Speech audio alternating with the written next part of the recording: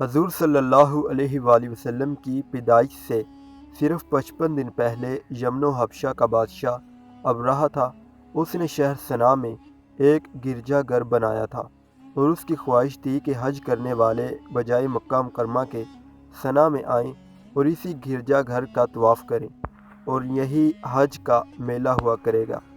عرب خصوصاً قریشیوں کو یہ بات بہت شاق گزری، چنانچہ قریش کے قبیلہ بنو کنانہ کے ایک شخص نے آپے سے باہر ہو کر صنعا کا سفر کیا اور ابرہہ کے گرجا گھر میں داخل ہو کر پیشاب پاخانہ کر دیا اور اس کے 2 دیوار کو نجاست سے آلودہ کر ڈالا۔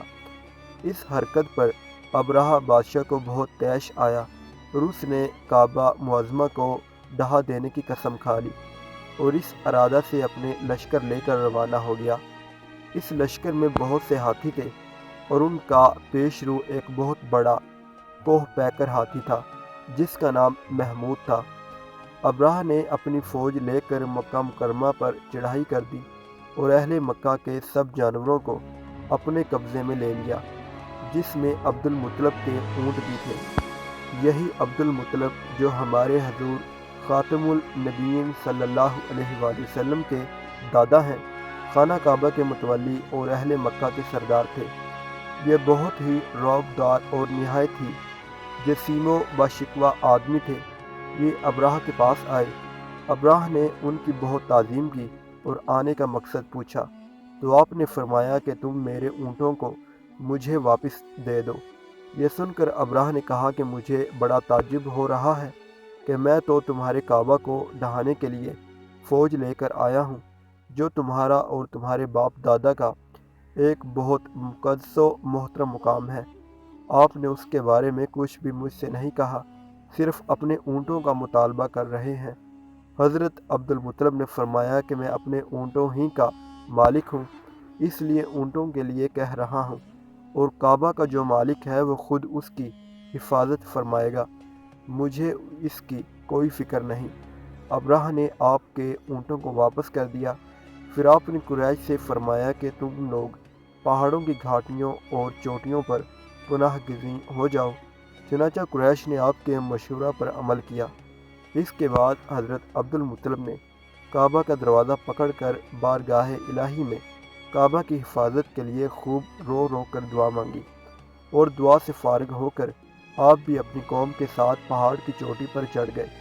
ابرہہ نے صبح تڑکے اپنے لشکروں کو لے کر کعبہ مقدسہ پر دھاوا بول دینے کا حکم دے دیا اور ہاتھیوں کو چلنے کے لیے اٹھایا، لیکن ہاتھیوں کا پیش رو محمود جو سب سے بڑا تھا وہ کعبہ کی طرف نہ چلا، جس طرف اس کو چلاتے تھے چلتا تھا، مگر کعبہ مکرمہ کی طرف جب اس کو چلاتے تھے تو وہ بیٹھ جاتا تھا۔ اتنے میں اللہ تعالیٰ نے سمندر کی جانب سے پرندوں کا لشکر بھیج دیا اور ہر پرندے کے پاس 3 کنکریاں تھیں، 2 پنجوں میں اور 1 چونچ میں۔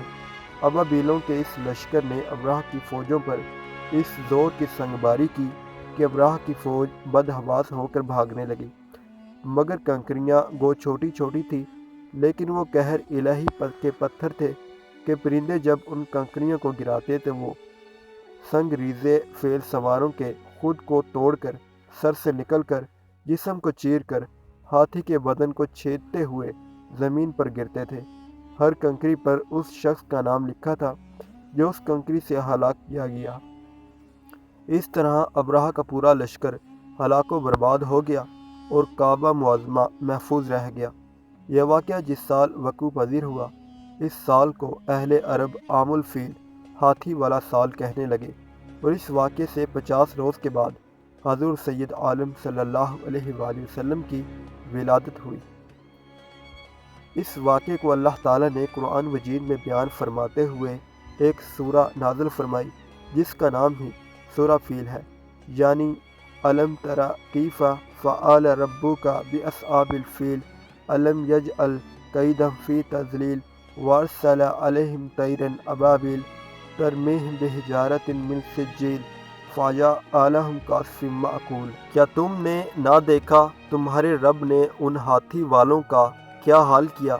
کیا ان کا داؤ تباہی میں نہ ڈالا اور ان پر پرندوں کی ٹکڑیاں یعنی فوجیں بھیجی کہ انہیں کنکر کے پتھروں سے مارتے تو انہیں کر ڈالا جیسے کھائی کھیتی کی پتی یعنی بھوسا۔